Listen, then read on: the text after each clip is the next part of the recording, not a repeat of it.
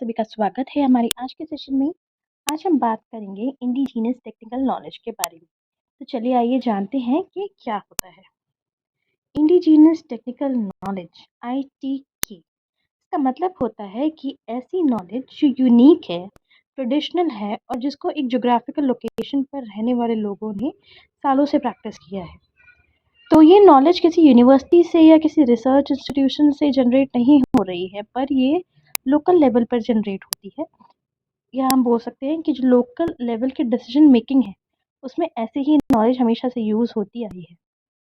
चाहे वो कोई भी फील्ड हो, हम उसको किसी भी फील्ड में ले सकते हैं, देख सकते हैं, जैसे कि हेल्थ केयर हो, एग्रीकल्चर हो, फूड हो, एजुकेशन हो, रिसोर्सेज के मैनेजमेंट से रिलेटेड हो। तो इन सभी चीज़ों से रिलेटेड हमें अगर इंडिजिनियसली डेवलप्ड कोई उसी लोकेलिटी की कोई नॉलेज जो लोग हमेशा से यूज़ कर रहे हैं, तो हम उसको क्या बोलते हैं?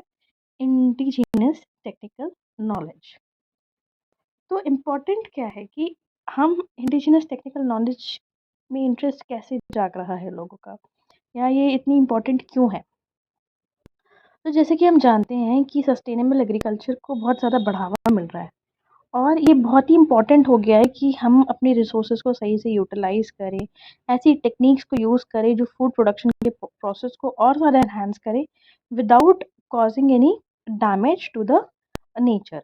नेचर को नुकसान पहुंचाए बिना हम किस तरह से और किस तरह की चीज़ों को यूज़ कर सकते हैं कि हमारा जो है बहुत ज़्यादा हमारे को रिजल्ट मिले, यील्ड हमारी अच्छी हो, पर नेचर को उससे नुकसान ना हो। तो इस वजह से हमारे लिए बहुत ज़्यादा इम्पोर्टेंट हो जाता है कि हम ITK को भी जानें। अगर हम बात करें कि नॉलेज रिसोर्स सेंटर्स की, तो इंडिजीनियस नॉलेज हर एक लोकेलिटी के पास अलग टाइप की नॉलेज है। तो उस नॉलेज को सबसे ज़्यादा इम्पोर्टेंट हो जाता है कि उस नॉलेज को डॉक्यूमेंट किया जाए, और उसको यूज़ करने के लिए उसको अच्छे से डॉक्यूमेंटेशन बहुत ज़रूरी है। तो पूरे वर्ल्ड में अगर देखा जाए तो around 37 indigenous knowledge resource centres हैं, जिसमें से अराउंड हमारे अफ्रीका में 16 है, एशिया में 8, यूरोप में 5, लैटिन अमेरिका में 4, मिडल ईस्ट में 1, और नॉर्थ अमेरिका में 3 है। सो अगर हम बात करें कि इंडिया में हम कहाँ पे डॉक्यूमेंट कर रहे हैं इस नॉलेज को, या ऐसा कौन सा सेंटर है, तो वो है हमारा centre for advance research on indigenous knowledge systems, जो कि हमारा है मैसूर में।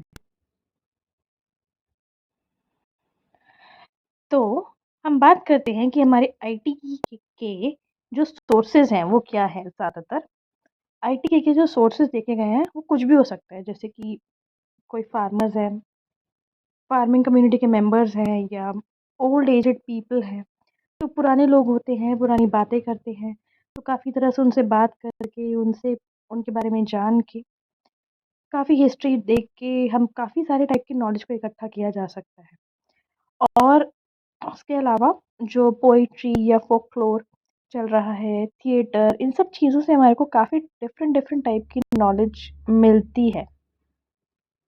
उनकी हिस्ट्री क्या रही है, उनकी वैल्यूज़ क्या हैं, क्या-क्या चीज़ें उन्होंने प्रैक्टिस की है। तो ये सारी चीज़ें उनसे हम जान सकते हैं, काफ़ी चीज़ें निकल के आती है।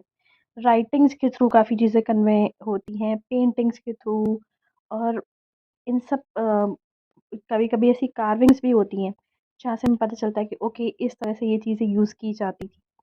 काफ़ी ज़्यादा ऐसा डेटा है जो पब्लिश्ड है, और काफ़ी डेटा ऐसा भी है जो नॉन पब्लिश्ड है।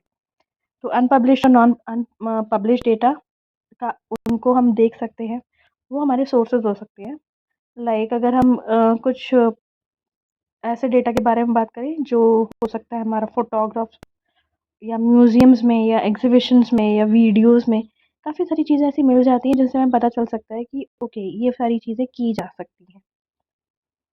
सो अगर हम बात करें कि इंडिजिनस टेक्निकल नॉलेज को हम कैसे इंटीग्रेट कर सकते हैं, तो हम एग्रीकल्चर एजुकेशन में इंटीग्रेट कर सकते हैं, ताकि ज़्यादा से ज़्यादा एग्रीकल्चर सेक्टर को, मतलब अच्छी तरह से इस नॉलेज को यूज़ किया जा सके, और हम मिनिमम कॉस्ट पे और ज़्यादा से ज़्यादा प्रोडक्शन कर सकें। तो एजुकेशन सेक्टर में ये चीज़ इंटीग्रेट होनी चाहिए। एग्रीकल्चर रिसर्च में भी आनी चाहिए कि लोगों को और ज़्यादा बोलना चाहिए कि जो रिसर्च स्कॉलर्स हैं या वो लोग इंडिजिनस टेक्निकल नॉलेज पे काम करें, राइट? उनका जो थीसिस वर्क हो या फिर अगर वो रिसर्च कर रहे हैं, ऑन फार्म रिसर्च करें और डेवलप करें ऐसी टेक्नोलॉजीज़ जो इसको सपोर्ट कर रही हैं। और जितनी भी टेक्निकल नॉलेज हमारे पास अवेलेबल है उसको एनालाइज़ करें अच्छे से, राइट? उसको इवैल्यूएट करें और एग्रीकल्चर एक्सटेंशन में इंटीग्रेट करना चाहिए ताकि हम ह्यूमन रिसोर्सेज का डेवलपमेंट कर सकें, रिसोर्स मोबिलाइजेशन कर सकें, डिसेमिनेशन होना चाहिए इस नॉलेज का। और ये फाउंडेशनल कोर्सेज में भी आईटीके को इंटीग्रेट करना चाहिए। So this is all for today. आज हम इतना ही बात करेंगे। नेक्स्ट वीडियो में हम आईटीके के बारे में और जानेंगे। धन्यवाद।